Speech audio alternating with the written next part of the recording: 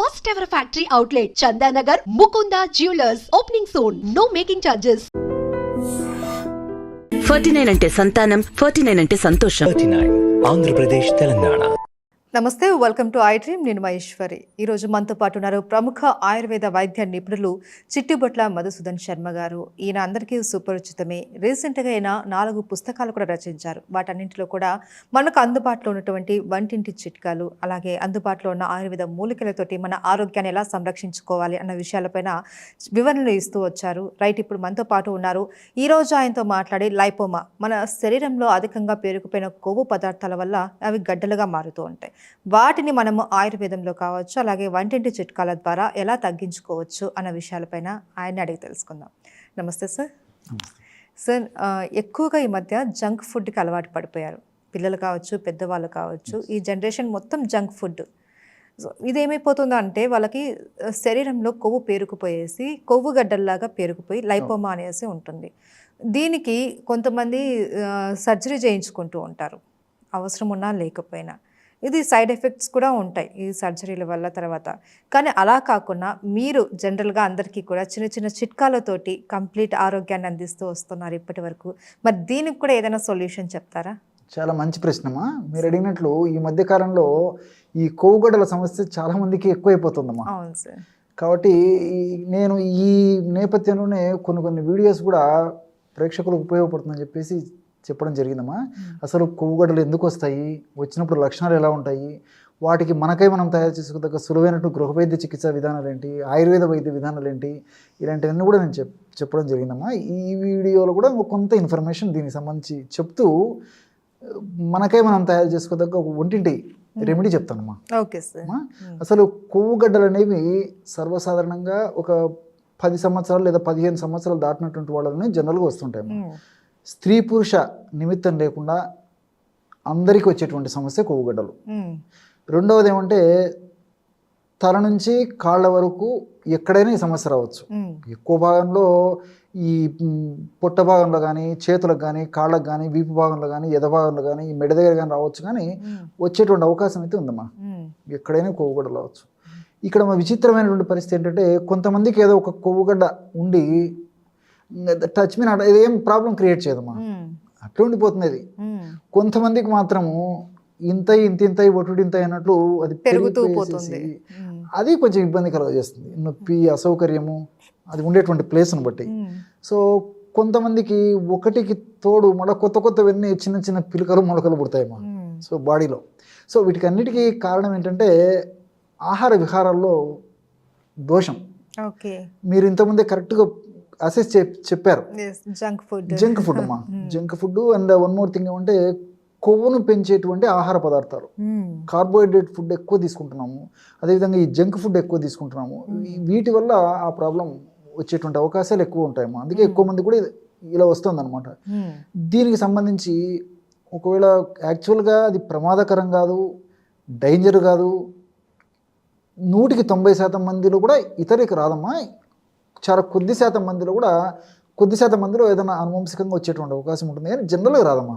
ఇది genetic problem కూడా చాలా కొద్ది మందిలో కనిపిస్తుంటుందమ్మా. చాలా కొద్ది మందిలో కనిపిస్తుంటుంది.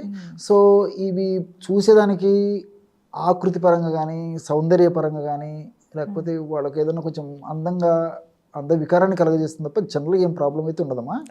ఆ గడ్డ పెద్దగా అయిపోయి ఆ కొవ్వుగడ్డ అది వేరే వాటి మీద ప్రెషర్ పెట్టినప్పుడు నొప్పి ఇలాంటివి వస్తుంటాయి. సర్వసాధారణంగా ఏమైతే డాక్టర్స్ కూడా 1-2 ఉండి అది పెద్దగా ప్రాబ్లం అవుతుంటే సర్జరీ చేసి తీసేయాలని చెప్తుంటారు.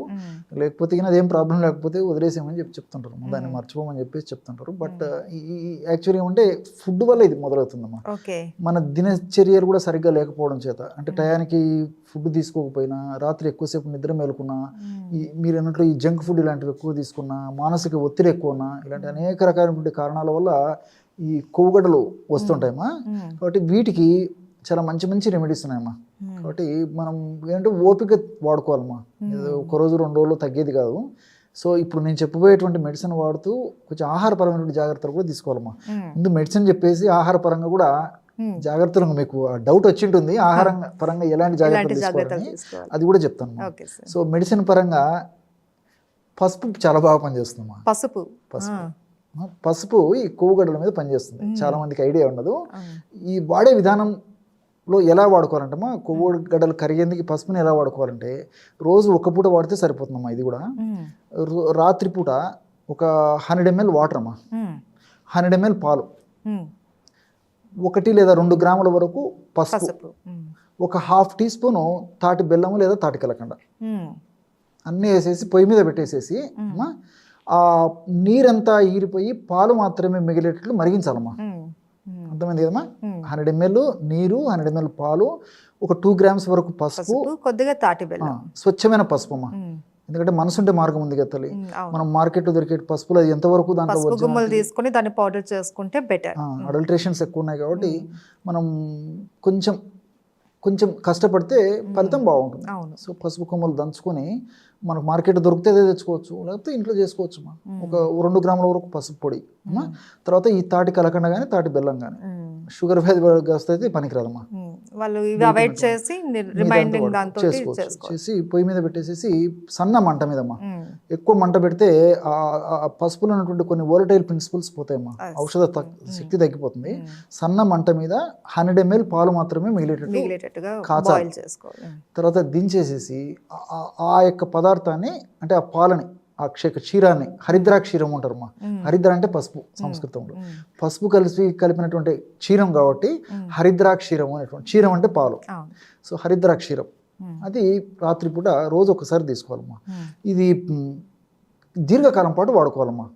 సో దీనివల్ల వచ్చినటువంటి అడ్వాంటేజ్ ఏంటంటే ఉన్న గడ్డలు పెరగకుండా ఉంటాయి, అండ్ పసుపు యాంటీ బ్యాక్టీరియల్ పనిచేస్తుంది. తర్వాత కొత్త గడ్డలు రాకుండా ఉంటాయి, ఉన్న గడ్డలు పెరగకుండా ఉంటాయి ఏమా. చిన్న చిన్నవి ఇనిషియల్గా వచ్చినవి అయితే కరిగిపోతాయి. ఓకే. అట్లా పెద్ద పెద్ద కొంచెం పవర్ఫుల్ మెడిసిన్స్ కూడా నేను కొన్ని వీడియోలో చెప్పడం జరిగిందమ్మా. ఇప్పుడు ఈ వీడియోకి సంబంధించి ఇది ఇన్ఫర్మేషన్. ఓకే. సో రోజు అట్లా దీర్ఘకాలికంగా వాడుకోవచ్చమ్మా. ఇలా వాడుకోవడం వల్ల అన్ని సైడ్ బెనిఫిట్సే. రెండోది ఏంటంటే ఈ పసుపులో కుర్కుమిన్ అని చెప్పేసి ఒక కెమికల్ ఉందమ్మా. ఈ కుర్కుమిన్ ఫ్యాట్ను డిసింటిగ్రేట్ చేసేటువంటి వాటిలో చాలా అద్భుతంగా పనిచేస్తుంది అనమాట. అందులో యాంటీ ఇన్ఫ్లమేటరీ, మీరు అన్నట్టు యాంటీబయాటిక్, యాంటీవైరల్, యాంటీ ఫంగల్ అనేక రకాలైన గుణాలు ఉన్నాయమ్మా. బ్లడ్ ప్యూరిఫై చేస్తుంది, కొత్త గడ్డలు రాకుండా ఉపయోగపడుతుంది. ఇలా అనేక రకాలైనటువంటి బెనిఫిట్స్ ఈ యొక్క పసుపులు ఉన్నాయి. కాబట్టి స్వచ్ఛమైనటువంటి పసుపు వాడుకుంటే మంచి రిజల్ట్ వస్తుందమ్మా. ఇది దీర్ఘకాలం పాటు కూడా వాడుకోవచ్చు. నేను చెప్పాను కమ్మా, తాటి బెల్లం కానీ తాటి కలకండ కానీ వాడకూడనటువంటి వాళ్ళు వాడకూడదు, మిగతా వాళ్ళందరూ కూడా వాడుకోవచ్చుమా. దీనికి తోడు ఇంతకుముందే చెప్పాను కదమ్మా, మీ మనసులో పథ్యం ఎటువంటి ఆహార పదార్థాలు ఫాలో కావాలని మీరు అడగబోతున్నారని చెప్పేసి. సో దానికి ఏం చేయాలంటే ఆహార పరంగా ఈ జంక్ ఫుడ్స్ తగ్గించాలి, ప్రోటీన్ ఫుడ్ పెంచాలి అమ్మా. ఇప్పుడు ఈ స్ప్రౌట్స్ కానీ లేకపోతే పప్పు ధాన్యాలు, ఈ న్యాచురల్ ఫుడ్, ఫ్రూట్స్ ఇలాంటివి పెంచుకోవాలమ్మా. సో కనీసం వారంలో 3-4 రోజులన్నా కొంచెం పెంచుకునేటువంటి పరిస్థితి ఉండాలి. టయానికి ఫుడ్ తీసుకోవాలి. వీటన్నిటికి తోడు ఏం చేయాలంటే ఈవినింగ్ ఎంత అర్లీగా ఆహారం తీసుకుంటే అంత మంచిదమ్మా. చాలా మందికి తెలియదమ్మా.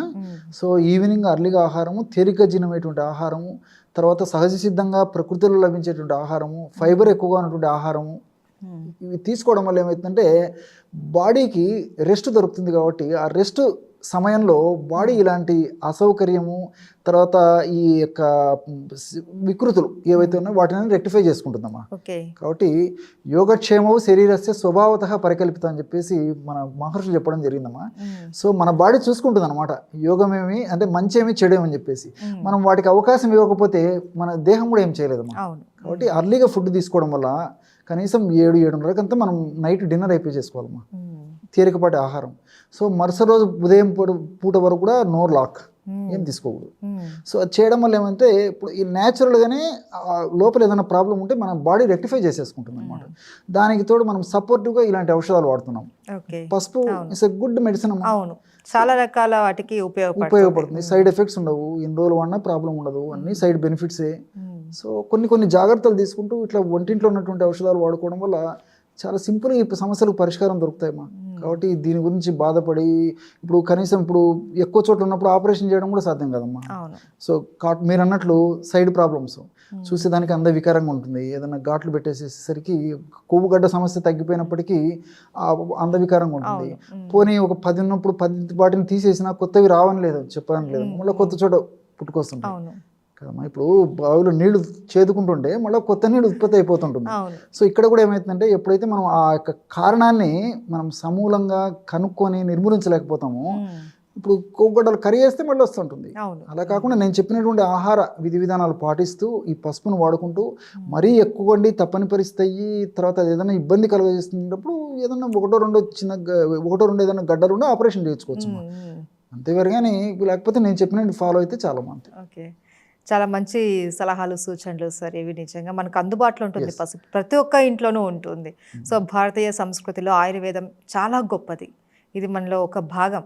కానీ దీన్ని చాలామంది విస్మరించారు. కానీ ఇప్పుడు మీరు చెప్పే ఈ చిట్కాలతోటి మరొకసారి మన ఆయుర్వేదానికి హ్యాట్స్ ఆఫ్ చెప్పాలి sir. Thank you so much sir. నమస్తే.